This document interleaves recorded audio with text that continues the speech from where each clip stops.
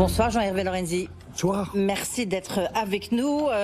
C'est un moment important. Vous êtes dans la dernière ligne droite pour les 23e rencontres économiques d'Aix-en-Provence. On va rappeler que vous êtes le fondateur du Cercle des économistes et que vous avez créé ces rencontres qui sont devenues incontournables, on peut le dire. Évidemment, BFM Business sera présent là-bas. Alors, il y a le thème que vous avez choisi, c'est recréer l'espoir. 67 sessions, 360 intervenants, 45 nationalités différentes. Et surtout, je trouve que c'est le plus important, c'est des étudiants de sciences politiques, mais d'un peu partout. Peut-être deux, trois mots d'abord pour recréer l'espoir. En réalité, ça paraît très optimiste, ça l'est, et je crois qu'on l'assume tout à fait. L'idée, c'est que on a toujours tendance à sous-estimer l'impact que des crises peuvent avoir, c'est-à-dire les changements dans les comportements des individus. Et cette crise de la Covid a été majeure. Elle comporte il y a finalement des tas d'éléments de changement. On a beaucoup parlé du travail, de la manière dont... Vous voyez, personne n'aurait pu imaginer qu'on parle de la répartition de la valeur comme vous venez de le faire. Et donc, nous, notre idée est assez simple, c'est que cette crise était quand même très perturbante. On a été complètement stupéfait de sa violence. On était là, on essuyait, voilà. Et il y a eu des vaccins quelques mois après. Donc il y a une espèce d'évolution de la science qui est incroyable. Et au fond, dans cette période de changement majeur, la science, la technologie, tout ça, ça nous ouvre des tas de perspectives. Et au fond, pourquoi ne pas penser que on tomberait du bon côté, c'est-à-dire du côté positif, et d'où cette idée de recréer de la valeur. Avec beaucoup de jeunesse, puisque... à la fois... Oui, c'est ça qui est important, puis c'est ça qui peut-être distingue les rencontres économiques d'autres manifestations existantes. Alors, c'est une espèce de mélange. Il y a le mélange, il y aura à la fois donc 150 étudiants, pas étudiants d'ailleurs, des garçons et des filles qui viennent absolument de toutes les origines professionnelles, de tous les espaces possibles, territoires en France, mais 4 d'entre eux débattront avec la Première ministre sur 4 propositions que... Oui, Elisabeth Borne sera là le samedi. Borne, et donc l'idée c'est quand même qu'on va beaucoup mettre l'accent sur cette jeunesse et sur ce que ça représente comme à la fois difficulté. C'est pas là où la France est la plus formidable en matière de politique. C'est clair, on voit bien ce soir, enfin depuis 2 jours. Hein, et on le voit, on le voit. Et à la fois, il faut que ça s'exprime, il faut que les choses soient dites de manière assez simple. Donc, on va au fond grappiller tout au long de ces 2 jours et demi de la jeunesse un peu partout. Essayer de refragmenter la société française, mais peut-être aussi le monde. Si je dis ça, c'est parce que Christine Lagarde sera là, la présidente de la Banque Centrale Européenne, qui est un peu, la reine des rencontres économiques d'Aix-en-Provence. Et elle avait dit, attention à la fragmentation du monde, c'est sans doute d'abord ce qui peut nourrir l'inflation, et 2, ce qui nous menace. Vous êtes d'accord avec ça? Oui, bien sûr. Mais ce qui est intéressant, c'est que Christine Lagarde ne vient pas sur la Banque Centrale Européenne.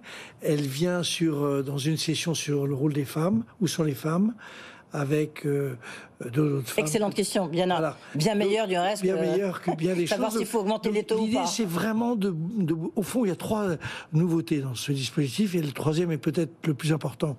La première, c'est ce thème, qui est un thème beaucoup plus, j'allais dire, sociologique, politique qu'économique au sens strict. Le 2e, c'est la présence de la jeunesse. Et le 3e, c'est que nous avons décidé donc de ne plus avoir de déclaration finale, consistait à donner des conseils à des gouvernements qui écoutaient ça, qui n'en avaient absolument rien à faire. Donc, mais de lancer un manifeste, qui est un manifeste qui traite de... Que vous avez publié tout à l'heure, du reste, le sens de l'actualité. Avec l'idée que nous proposons 67 millions de Français de participer à cette affaire. Alors tout ne sera pas... Ils ne vont pas tous intervenir avant les rencontres d'Aix dans 8 jours, mais on va poursuivre et on lance... Mais là, vous sortez, pardonnez-moi, on va revenir sur ce manifeste parce qu'il y a 5 résolutions. Puis vous demandez effectivement à tout le monde de le signer. Et le premier, justement, c'est la jeunesse. Mais là, vous sortez de votre rôle d'économiste, Jean-Hervé. Pas du tout, parce que n'y voyez aucune critique de qui que ce soit, c'est pas mon style. Allez-y, c'est pas grave, on est habitué. Le Davos français ou le Davos provençal, quand on est un peu moins chaleureux. Français, provençal, oui. Davos, non. Pourquoi? Parce que le monde tel qu'il est en train d'apparaître, c'est un monde de dialogue, de discussion, d'envie de parler de tous. En réalité, les autres événements en Europe, et notamment ceux que je viens d'évoquer, ce sont les puissants et les riches qui parlent aux puissants et aux riches. Nous, c'est les leaders qui parlent aux leaders. Enfin bon, politique ou économique. Voilà. Il y en a aussi beaucoup chez vous, il me semble. Oui. Il y a quasiment tous les grands chefs d'entreprise et les ministres. Sauf que c'est gratuit, sauf que l'année dernière, il y avait 500 000 personnes qui sont connectées, sauf que notre manifeste, il est ouvert désormais à tout le monde. Donc, si vous voulez, l'idée, et c'est un tout petit moment, c'est pas moi les rencontres d'Aix c'est formidable, mais c'est pas non plus la seule chose qui existe dans notre pays. C'est cette idée qu'on relance les discussions. Vous voyez bien que la violence est un peu partout. On le voit, on l'a vu hier, on le voit aujourd'hui. Il faut absolument que notre pays, et là c'est vraiment la France, retrouve une version plus apaisée. Pour ça, il faut que ça discute. Pour ça, il faut que ça parle. Pour ça, il faut qu'on sorte de discours trop, j'allais dire, encadrés dans le domaine économique. J'entendais mon ami Pierre Moscovici expliquer, comme chaque année, qu'il fallait être beaucoup plus sérieux. Il n'a pas tort. Reconnaissez qu'il n'a pas tort. L'économie est un mot qu'on ne connaît pas tellement. Mais si vous voulez, il y a un moment où les choses deviennent tellement convenues, au sens tout simplement qu'elles sont un peu répétées et pas suivies des faits, qu'on ne peut pas parler un pays. Toute l'histoire des 4 mois des retraites ont montré qu'il y avait beaucoup de maladresse de part et d'autre, mais il faut quand même qu'à un moment, les gens se parlent, évoquent les thèmes. On a quand même quelques spécificités. Moi, je suis très optimiste sur l'économie française. Donc, je suis un positif sur l'économie française.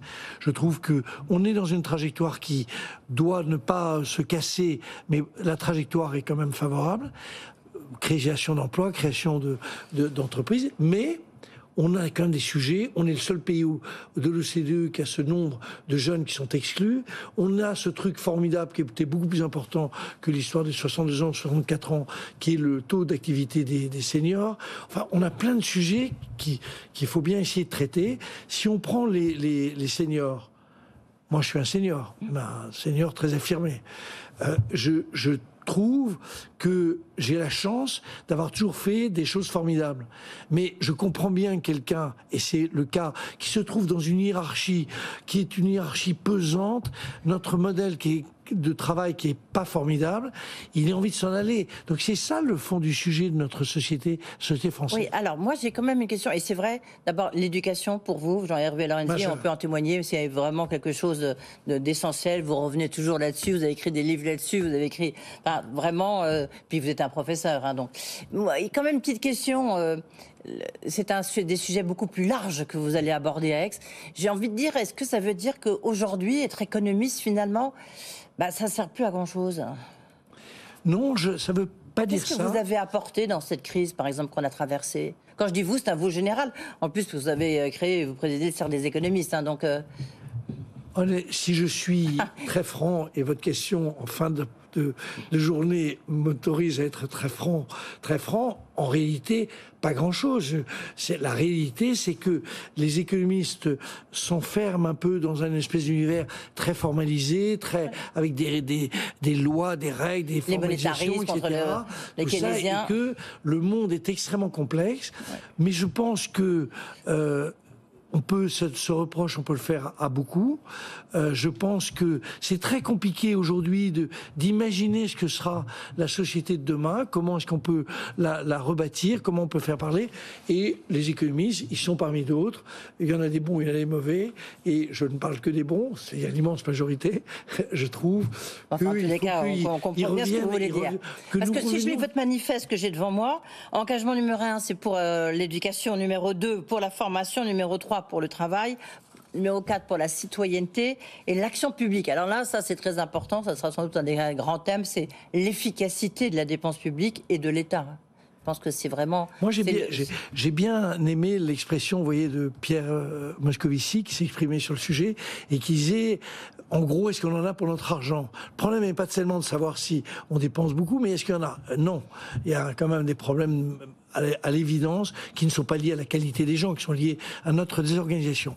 L'idée qu'on défend dans cette affaire, c'est que il faut arrêter de penser, il faut raboter, bien entendu qu'il faut raboter, mais on va pas revenir à, j'allais dire, un équilibre des finances publiques. Il faut dépenser autrement. Il faut le dépenser autrement, donc il faut complètement réorganiser ce qu'avaient fait la Suède et le Canada dans les années 90, quand ils avaient le même problème que nous, ils ont réorganisé, rendre les gens plus responsables. Oui, mais est-ce que nous, on est capable de faire ça ? Un collège ou une patronne d'un collège ait autorité sur une partie de des profs qui sont là.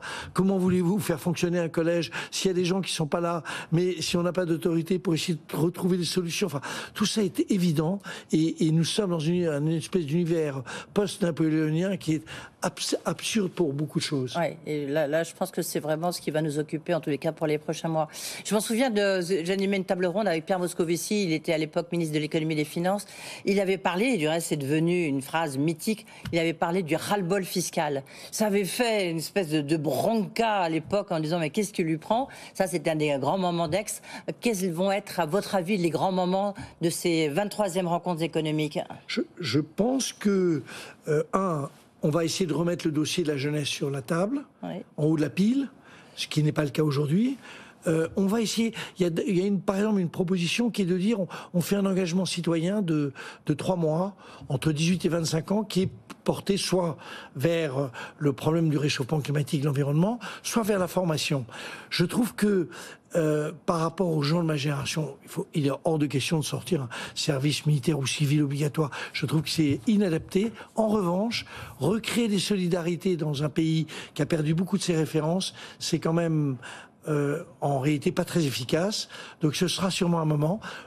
Madame Borne, un grand moment.